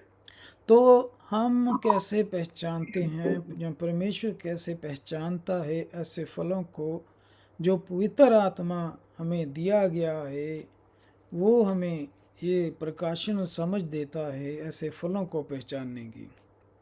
Lord is looking for fruit. परमेश्वर हमसे फल देखता है। He doesn't care what good traditions I follow, how many times I go to church, how many times I take Lord's Supper. These are good things to worship God, but He is not only going to look at these things. तो परमेश्वर सिर्फ ये नहीं देखता कि आप church कितना जाते हैं, प्रभु भोज कितना लेते हैं, प्रभु ये देखता है, लेकिन उसके how much I am giving tithing and offering and all those things, how I am trying to be a good Christian. और मैं कितना दान देता हूँ, मैं कितना अच्छा मसीह हूँ। God, the Lord is going to look at the fruits. प्रभु परमेश्वर फलों की ओर देखता है। The fruits, which are the fruits of the Spirit. जो फल हैं वो आत्मा के फल हैं, Not the fruits of the world. इस संसार के फल नहीं, Not the fruits of the broad way. और ना कि दूसरे फल। The fruits from the narrow way. वो फल जो तंग रास्ते से मिलते हैं, Where with lot of struggle, with lot of persecution, with lot of hardships, we are trying to run in our race so that we can work out our salvation by grace of God, by word of God. That kind of fruit the Lord is looking for. वो उस रास्ते पर, तंग रास्ते पर मुश्किलें, मुसीबतें, दुख, परेशानियां, दोष में से भी हम जब उस मंजिल की ओर भागते रहते हैं तो उसमें से जो फल निकलते हैं प्रभु उनको देखता है। We cannot give up unless we produce fruit. हम हौसला नहीं हार सकते जब तक हम फल नहीं लाते। The fruit which God is expecting, that fruit. और वो फल जिसकी प्रभु उम्मीद रखता है हमसे। We can do many things to please God. हम प्रभु को खुश करने के लिए बहुत कुछ कर सकते हैं।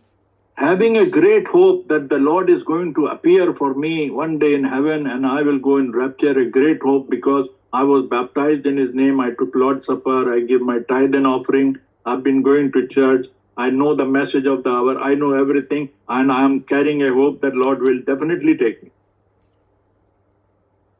हम ये उम्मीद रखते हैं कि हम प्रभु भोज ले रहे हैं, हम संगति कर रहे हैं, हमने प्रभु के नाम में बपतिस्मा लिया है, एक दिन प्रभु आएगा और हमें स्वर्ग ले जाएगा, हम ऐसी आस रखते हैं।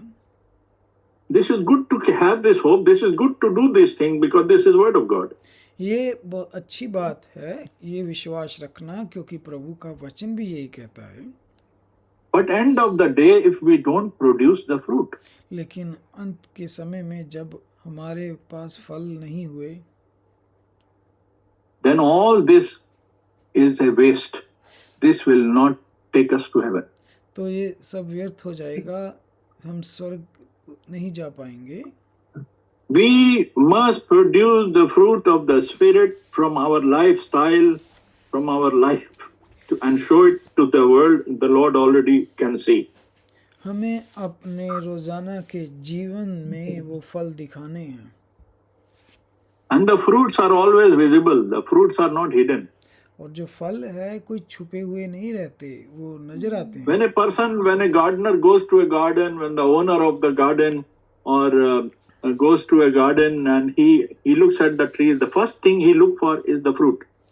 जब वो कोई किसान और बगीचे का मालिक जब अपने बगीचे में जाता है तो उस जब पेड़ के पास जाता है सबसे पहले वो उसके फल की तरफ देखता है। So in order to please God, we have to please God by the fruits. तो मालिक को फलों के द्वारा खुश करना है। We cannot please God by saying few things and some traditions, some recitations and singing and the music and this and that. This is not enough to please God. हम इससे सिर्फ कुछ नहीं कर सकते कि हम प्रभु तेरे लिए अच्छे गीत गाते थे। We will be very disappointed if we just depend only on these things. तो ये हम प्रभु को निराश कर देंगे कि अगर हम सिर्फ इस पर ही निर्भर थे कि हम अच्छे गीत गाते थे प्रभु आपके लिए। We will just see two more verses here, then we will close. अब सिर्फ 2 आयतें पढ़ेंगे, उसके बाद हम आज की समाप्त करेंगे। In verse 21, the Lord says, 21 आयत में लिखा है, in the verse 20, Jesus says that by their fruits you will know them. 20 आयत में प्रभु ने कहा कि तुम फलों से तुम पहचान लोगे। So fruits are important. तो फल जरूरी हैं। But people think, oh, fruits are not important. I can do other things and please my God. तो कई बार लोग कहते हैं फल जरूरी नहीं है, मैं और बहुत कुछ कर सकता हूँ प्रभु को खुश करने के लिए। And is God going to be happy with that? Jesus is answering here in verse 21 and 22 and 23. तो क्या प्रभु इससे खुश होता है? प्रभु ने खुद ही 21, 22, 23 में उत्तर दिया है। Verse 21, not everyone who says to me, Lord, Lord, shall enter the kingdom of heaven, but he who does the will of my Father in heaven. जो मुझे हे प्रभु कहता है, उनमें से हर एक स्वर्ग के राज्य में प्रवेश न कर पाएगा। आमीन। But he who does the will of my Father in heaven. परंतु वही जो मेरे स्वर्गीय पिता की इच्छा पर चलता है। Yes, so if I can say every day I recite Lord Jesus, Lord Jesus, Lord Jesus, long prayers, Father God, Father God, Father God, every day I recite his name, but Jesus is telling this is not enough. What you have to do? You have to do the will of my Father in heaven. तो अगर हम बहुत लंबी प्रार्थनाएं करते हैं और सारा दिन प्रभु का नाम भी लेते हैं तो ये काफ़ी नहीं है। प्रभु ने कहा कि जब तक तुम मेरे पिता की स्वर्गीय पिता पर इच्छा पर नहीं चलते, जब तक। We have to do the will of the Father in heaven. What is the will of Father and where is the will of Father? तो हमने स्वर्गीय पिता की इच्छा को पूरी करना है, और कौन सी इच्छा है उसकी और कहाँ है? His will is in His word. उसकी इच्छा उसके वचन में है। So if we are in the word of God and we follow the commandments of the word of God, then God is happy with us. तो जब हम परमेश्वर के वचन को, उसके हुक्म को पूरा करेंगे, तब परमेश्वर हमसे खुश होगा। And then He says, if you don't do it, लेकिन जब अगर नहीं करते, because Jesus says, Jesus knows how many will not do it. तो प्रभु जानता है बहुत से लोग नहीं करेंगे इच्छा पूरी। So He talks about those people in verse 22 and 23. तो उनके बारे में प्रभु ने 22 और 23 में बताया।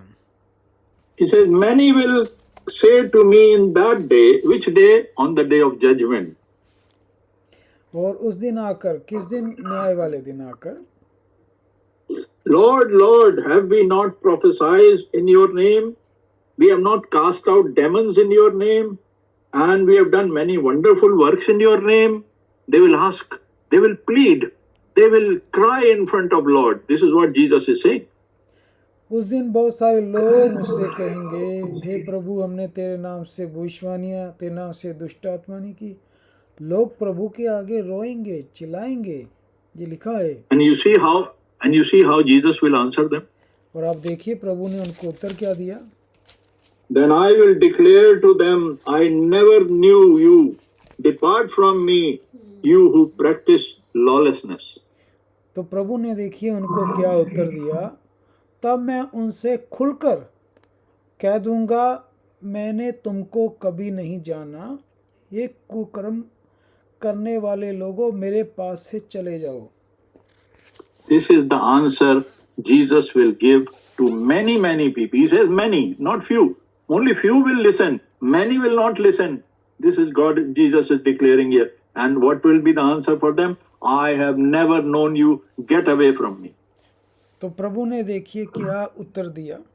थोड़े नहीं होंगे, बहुत सारे होंगे लोग जिनको ये प्रभु उत्तर दे रहा है कि मैं तुम्हें जानता So हूं। if we think we are trying to follow big churches, big preachings, big evangelism, and big gates, and very broad gates, and a very easy way of living Christian life, then we can be mistaken.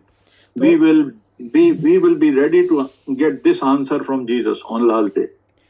तो अगर हम सोचते हैं कि हम बड़े बड़े चर्चों के पीछे हैं, जब बड़े बड़े पादरियों बिशपों के पीछे चलते हैं, बचे हुए हैं, तो प्रभु ने देखिए क्या उत्तर दिया है।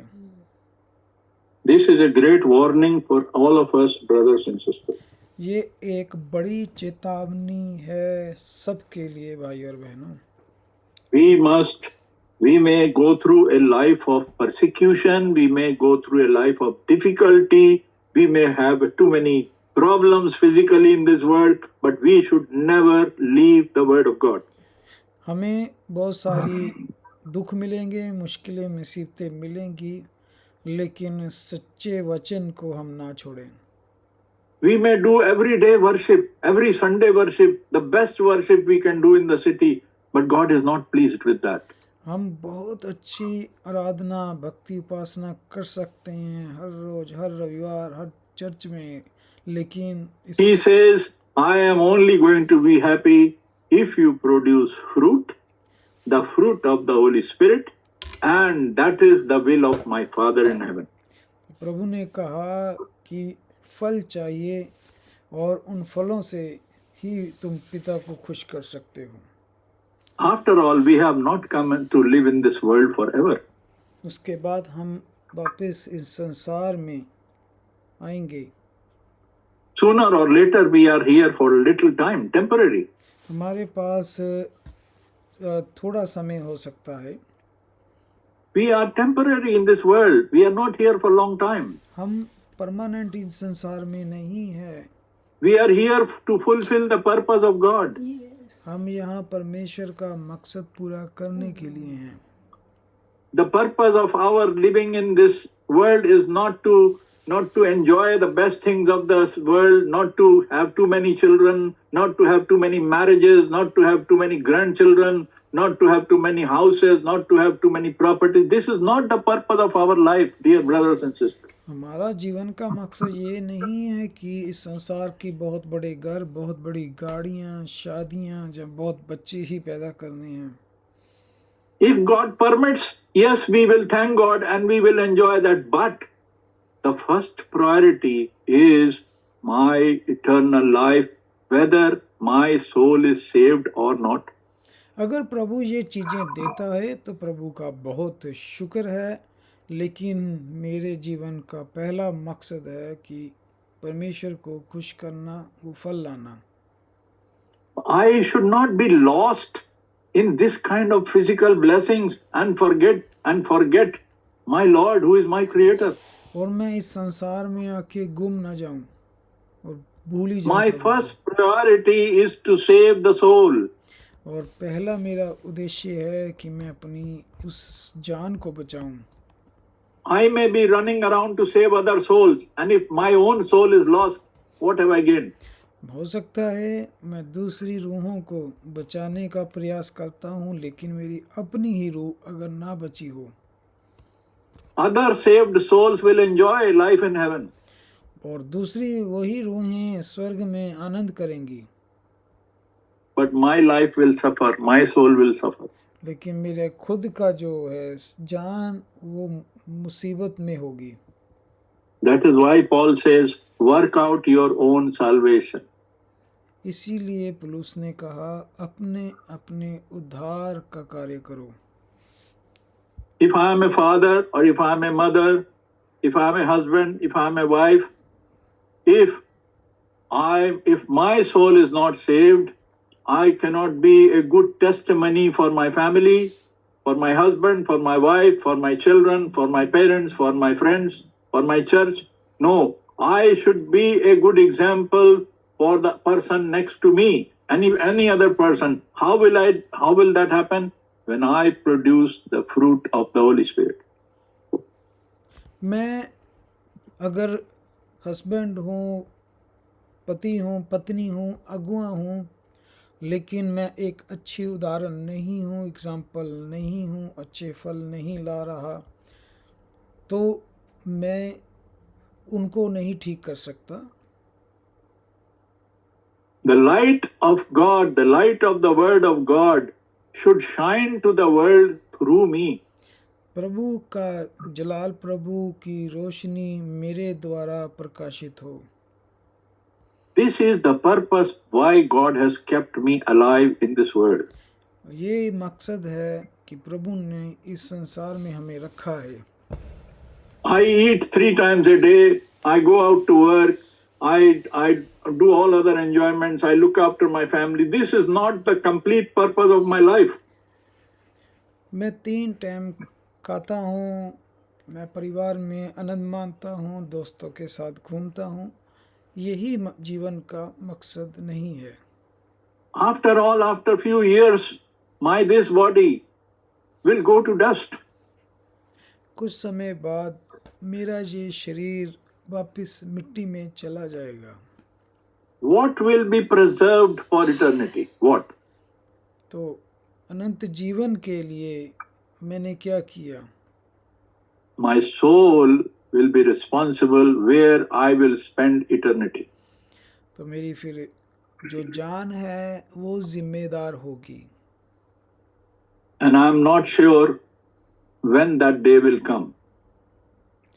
और मैं नहीं जानता कि वो दिन कब आएगा। When will the day and time will come when the Lord will appear in cloud? वो समय और वो दिन कब आएगा कि जब प्रभु बादलों पर दिखाई देगा। And whether I am alive or I am in the grave, will he call me out by name? Come out, come with me. और जब वो आएगा तो क्या वो मुझे मेरे नाम से बुलाएगा? Or will he tell me on the day of judgment that I don't know you? और क्या वो न्याय वाले दिन ये कहेगा कि मैं तुम्हें नहीं जानता? So this is the moment, this is the time, dear brothers and sisters, for me and for you and for many, that we must value this time when we are alive in this world by grace of God. भाई और बहनों, यही वो समय है, पल है कि हम इन चीज़ों को समझें और महसूस करें। The Lord may come tonight or Lord may come after 2 years. We are not responsible for that. प्रभु आज रात को आ सकता है, 2 साल बाद भी आ सकता है। हम If we are living, we must be ready every day. लेकिन जब तक जिंदा हैं हमें हमेशा तैयार रहना है। Otherwise also we have to be ready every day, because the Lord may come after 2 years, but I may leave the world tonight. तो प्रभु चाहे 2 साल बाद आए, हो सकता है मैं आज रात इस संसार को छोड़ जाऊं। So if I have left the world with my saved soul, then I have a hope that I will resurrect whenever he comes. तो अगर मैंने प्रभु के वचन को स्टोर किया है, तो अगर मैं संसार छोड़ भी जाऊं तो मैं सुरक्षित हूं। Otherwise I have big risk. नहीं तो मेरा जीवन एक बड़े खतरे में है। We read in Matthew 25, हमने मत्ती में पढ़ा है अभी। foolish we know in Matthew 25, हम मत्ती 25 के बारे में जानते हैं। the foolish and wise, they both had the oil. मूर्खों के पास और समझदारों के पास, दोनों के पास तेल था। And they were all virgins. Both were virgins. और दोनों कुंवारियां थी। They were spiritually correct. दोनों आत्मिक सही भी थी। In the church teaching, church doctrine, understanding, they were correct, both of them. दोनों की शिक्षा सही थी। But when the foolish thought the Lord is delaying in coming, लेकिन जब मूर्खों ने सोचा कि प्रभु के आने में देर है, that is the time the problem happened. तब समस्या आई। Both slept. दोनों सो गई। But the Lord came at the midnight. परंतु प्रभु आधी रात को आ गया। Bridegroom came at the midnight. This is what Lord is teaching in that parable. और प्रभु ने जो ये दृष्टांत दिया है, That means they were sleeping, they were resting, they were taking easy. Oh, we are all ready, we are all in the Lord, and we all know the message, and we are virgins. So don't worry, we are secured. तो वो जो कहती थी कि हम संदेश के लोग हैं, हमने पास सच्चा कलाम है, हम तो सुरक्षित हैं। But when did the problem happen for them? पर समस्या कब आई? When they thought the Lord has not come so far, we don't know when is he coming. So when he comes, we will prepare. तो हम नहीं जानते प्रभु कब आ रहा है, जब आने वाला होगा हम तैयार हो जाएंगे। This was the thinking of the foolish. ये मूर्खों की सोच थी। Whereas the wise were thinking, we will always keep our lamps burning, we must always have the oil, so that because we don't know when the Lord will come, if he is delaying, so what? He can come anytime, and we must be ready. समझदारों ने सोचा कि हमारी कुपियों में तेल रहे, मशालें जलती रहे और एक्स्ट्रा तेल रहे, तक जाकि प्रभु जब भी आए हम तैयार रहें।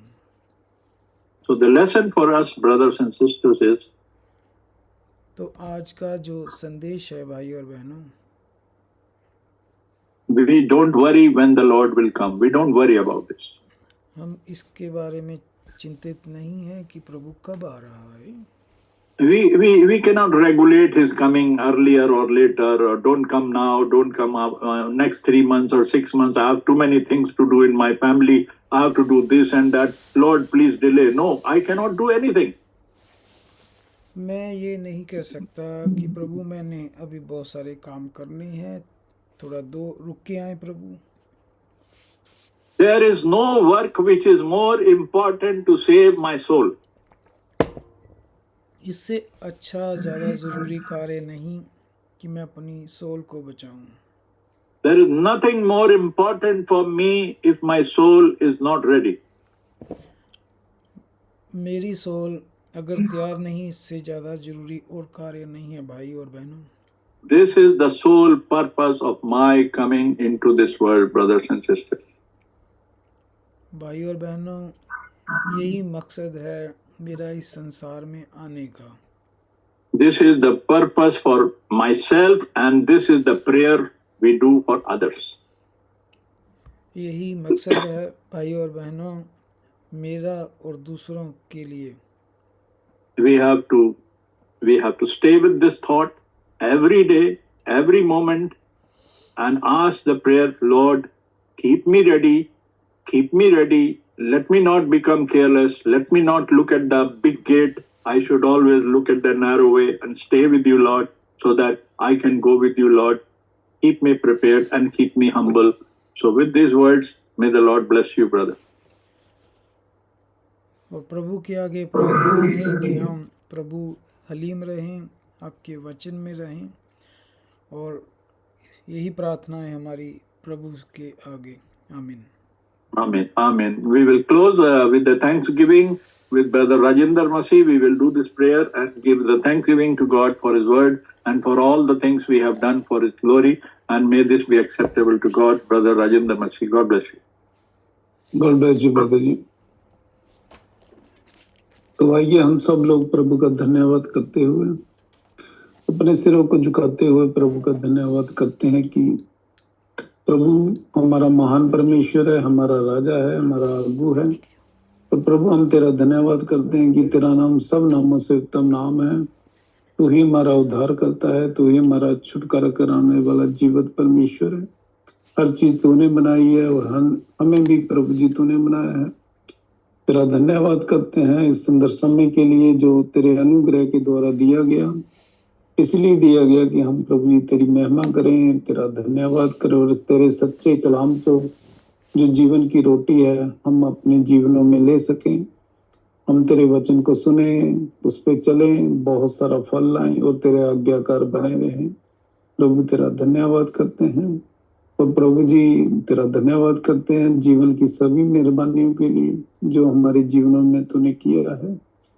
प्रभु जी सारा अनुग्रह तेरा है, हमारे में कोई खूबी लियाकत नहीं है। प्रभु जी हम अपने सारे गुनाहों को अंगीकार करते हैं, कबूल करते हैं, हमारी कमियां कमजोरियां दूर कर दे। खुदावंद तूने कलाम में कहा है जो काम मनुष्य नहीं कर सकता तू करने वाला परमेश्वर है।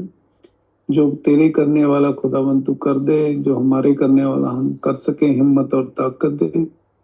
प्रभु जी हम तेरे डर खौफ में रहे, तेरे आज्ञाकार हों और पूरी तरह तेरे जीवन सरेंडर करने वाला हो सके। हम तेरे कैदी बने प्रभु जी, और जैसे तेरे कलाम से आज सीखा, जैसे तुझसे मांगा गया तूने वैसा ही दिया।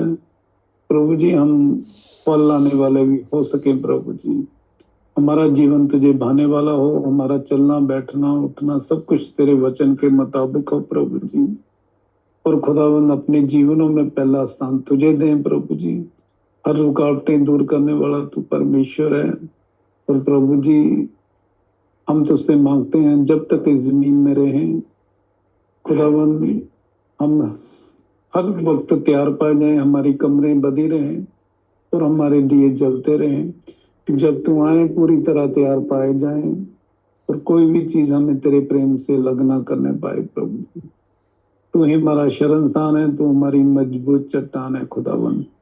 अनुग्रह कर, कृपा कर प्रभु जी। और जितने भी भाई बहन इस जूम मीटिंग पे आए हैं सभी पे और सभी के घरानों पे तेरी आशीष बरकत हो। अगर कोई बीमार है तो उसकी बीमारियों को उठाने वाला तू परमेश्वर है। खुदावंद तूने कलाम में खुद कहा है प्रभु जी कि तेरा दयालात इतना छोटा नहीं है कि तू उद्धार ना कर सके। तेरे पवित्र लहू में शिफा है और तेरे पवित्र लहू में ही निजात है प्रभु। चंगा करने के लिए अपना हाथ बढ़ा प्रभु जी। अनुग्रह कर, कृपा कर, वो भाई बहन उठ के खड़ा हो और तेरी महिमा करे प्रभु जी। और खुदावन तेरा धन्यवाद करते हैं आज के फिर से सुंदर जो मीटिंग के लिए। और खुदावन तेरे सेवक के लिए भाई मैनुअल की मांगते हैं, जैसे तूने बीते समय इनको अपने कलाम के लिए इस्तेमाल किया है, आने वाले समय में और ज्यादा इस्तेमाल करना, ताकि बहुत सारे लोगों को तेरे गले में शामिल करने वाले हो पाए। खुदावन शारीरिक तंदुरुस्ती देना और दुनियावी आत्मिक आशीष बरकतों से भर देना। और जिस बच्चे तेरे ने ट्रांसलेशन किए उस पे तेरी आशीष फजल वाला हाथ हमेशा बना रहे। और खुदावन सभी बहन भाइयों को संभाल के रखना, क्योंकि अच्छा चरवाहा तू है।